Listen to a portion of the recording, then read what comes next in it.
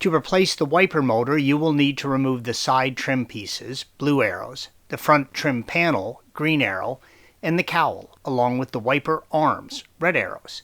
The front trim piece can be gently lifted up from the cutout handles, and the side trim pieces can be gently pulled out away from the fender. Need additional assistance with that task?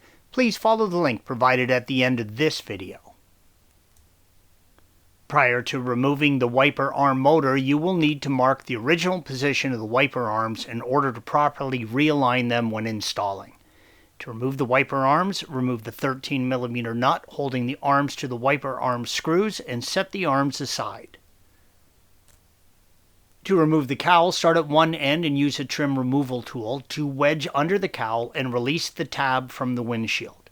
Use another trim removal tool to go inch by inch, gently twisting upwards to release the cowl from its channel. Once you have full access to the motor, remove the one 13mm bolt, red arrow, one T27 torque screw, green arrow, and then an additional T27 torque screw, blue arrow, in that order.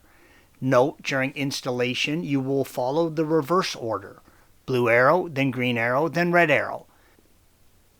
Both T27 torque screws need to be torqued to 11 Newton meters or 8 foot-pounds, and the 13mm bolt needs to be torqued to 23 Newton meters or 17 foot-pounds.